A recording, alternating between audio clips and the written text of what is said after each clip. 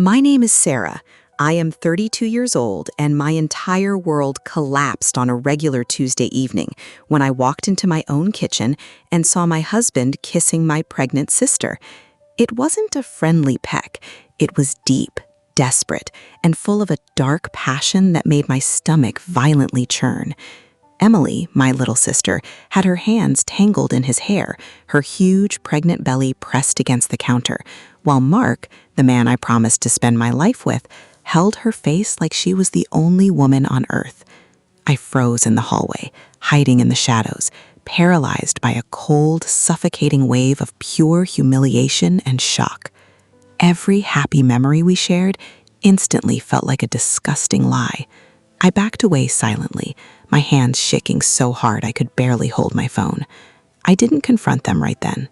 Instead, I waited, acting like nothing happened, until 3 days later, when I broke into his workshop, opened a locked wooden box he always kept hidden, and found something that was 1,000,000 times worse than that kitchen kiss. Before I tell you exactly what was inside that sick little box and how I destroyed their lives, I want to ask you something quickly.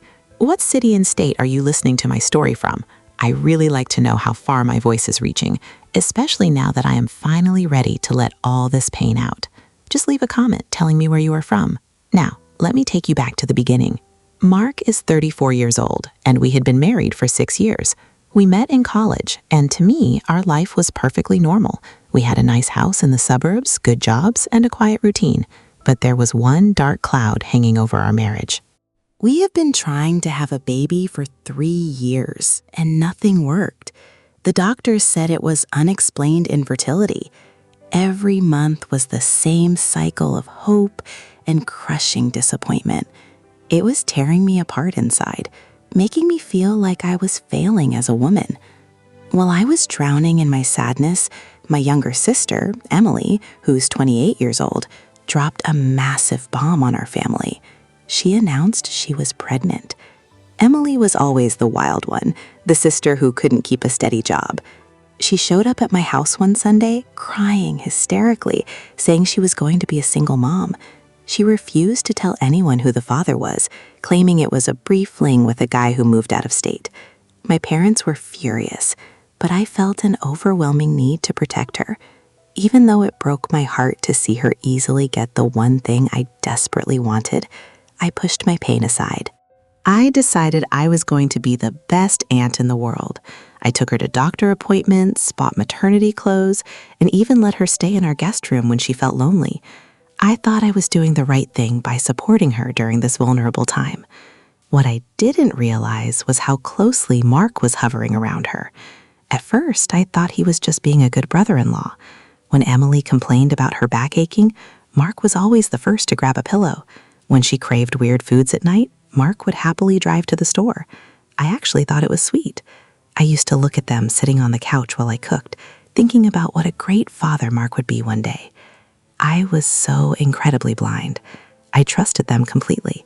They were my husband and my sister, the two people I loved most. But looking back, there were signs I chose to ignore because the truth was too horrifying. The lingering glances, the inside jokes that I wasn't part of, the way the room got awkwardly silent whenever I walked in unexpectedly. I only started to really question things after a conversation with my best friend and coworker, Jessica. Jessica is 33 years old, and she has always been the kind of person who says exactly what she thinks.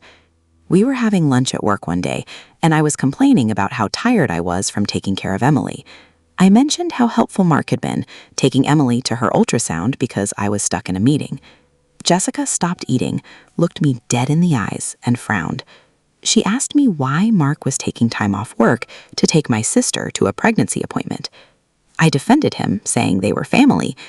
Jessica shook her head and said, "Sarah, that is not normal. He is her brother-in-law, not her husband. You need to open your eyes." I got defensive and argued with her, but her words planted a tiny, toxic seed of doubt in my mind. That seed of doubt made me hyper-aware of everything going on in my own house. I noticed how Mark's phone was always face down on the table now. I noticed how Emily would quickly change the screen on her laptop when I walked into the guest room. The air in my home started to feel thick and heavy. I felt like a stranger intruding on their private life. One evening, I pretended to be asleep on the couch, and I heard them whispering in the kitchen. I couldn't make out the words, but the tone wasn't friendly family chatter. It was hushed, urgent, and intimate.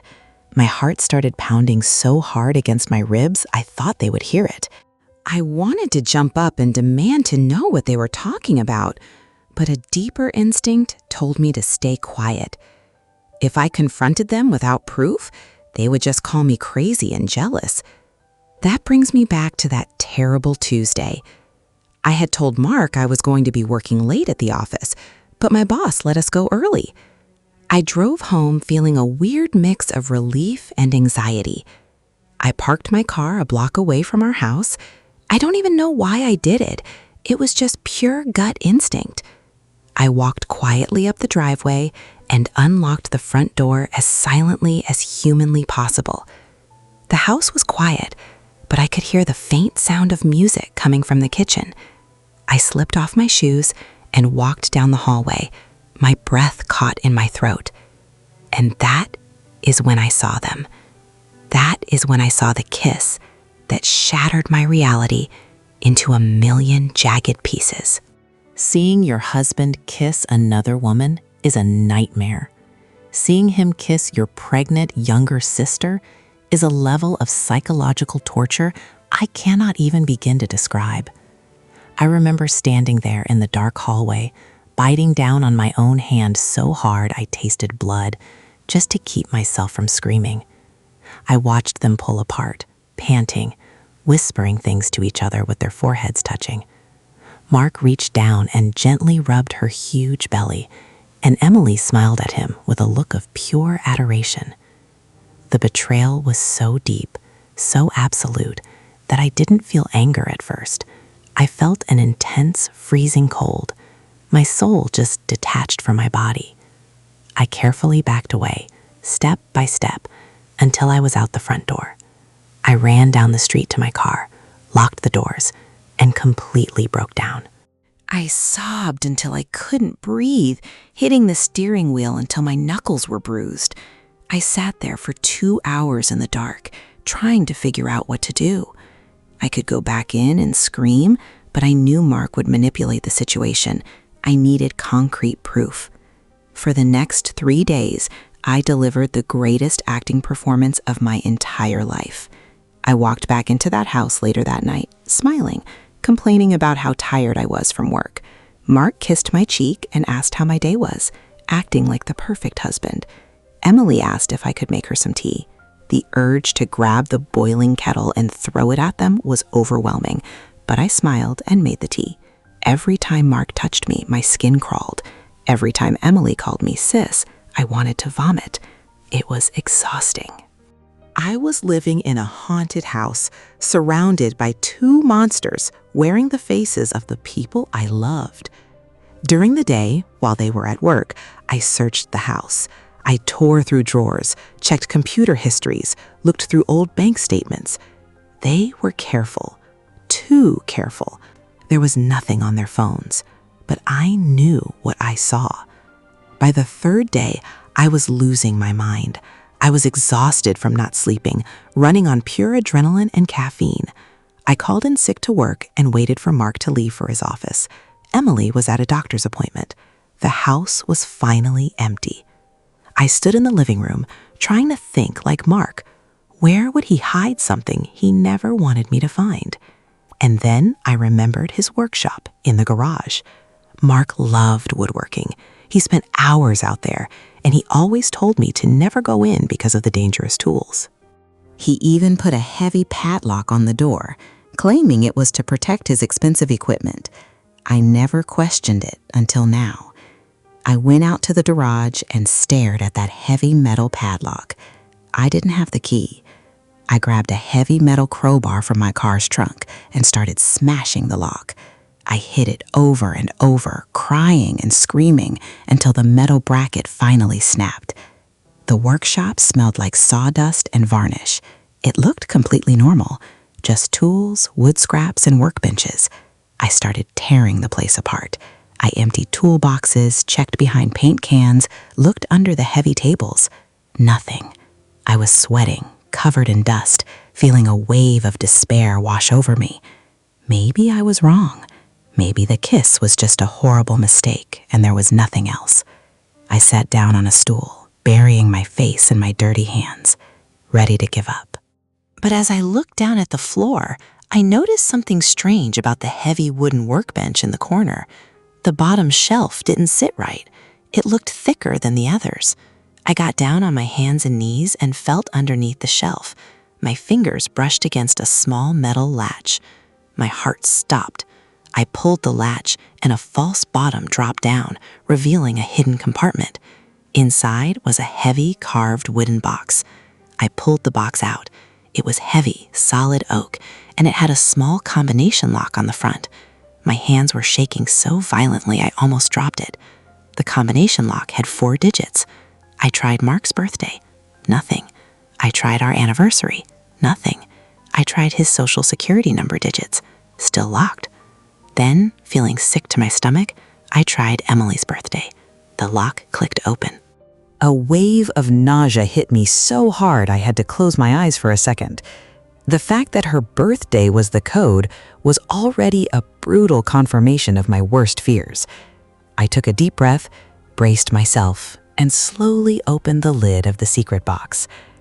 I don't think anything could have prepared me for the sheer volume of betrayal contained inside that small space. It wasn't just proof of an affair, it was proof of an entirely separate life they were building right under my nose, using my trust as a shield. The very first thing sitting on top was a stack of ultrasound photos, but these weren't the ones Emily had shown me and my parents. These were different. At the top of the medical printouts, where the patient information goes, it didn't just say Emily's name. In the section for the partner or father, it clearly said Mark. My husband's full name, officially registered at the clinic as the father of my sister's baby. I stared at the letters of his name until they blurred from my tears. He was the father. The baby growing inside my sister, the baby I had been buying clothes for, the baby I was so excited to welcome into the world, it was my husband's child. The child we couldn't have together, he had created with my own sister. The pain in my chest was so sharp and physical that I literally gasped for air, dropping the photos onto the dusty floor of the workshop. I felt like I had been stabbed. Underneath the photos was a thick stack of letters and handwritten notes. I started reading them, torturing myself with every word. Some of these letters were dated 2 years ago, 2 entire years. They had been sleeping together, sneaking around, lying to my face for 24 months. The letters were full of disgusting, romantic promises. Mark wrote about how much he loved Emily's free spirit, how tired he was of my obsession with trying to get pregnant, and how he felt trapped in our boring marriage. Emily wrote back about how they just needed to be patient, how they would eventually be together properly once the baby was born. They had a whole plan.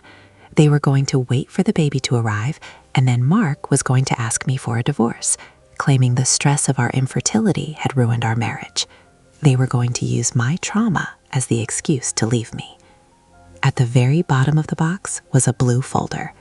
Inside was a bank statement for a joint savings account in both of their names.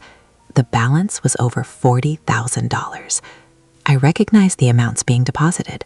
They matched the investments Mark told me he was making for our future. He had been stealing money from our joint income, secretly siphoning it away to fund his new life with my sister. He was financially preparing to leave me with nothing. I sat on the cold concrete floor of the garage, surrounded by papers, photos, and letters, and I felt a strange shift happen inside my brain. The hysterical crying stopped. The shaking stopped. The devastating sadness evaporated, and it was replaced by something else entirely. A cold, hard, calculating rage. They thought I was a weak, pathetic fool they could easily discard. They were about to find out exactly how wrong they were. I didn't confront them when they got home. I put everything back in the box except for a few key pieces of evidence that I took photos of and sent to my personal cloud drive. I closed the broken padlock to make it look somewhat normal from a distance and went back inside. I showered, washed the dust off my body, and put on makeup to hide my red eyes. When Mark and Emily came home, I was cooking dinner. I smiled, served them food, and listened to them talk about their days. I watched them exchange those secret little glances, and instead of feeling pain, I felt power. I knew everything. I held the detonator to their lives in my hand. I spent the next 2 weeks quietly moving all my money out of our joint accounts into a private one.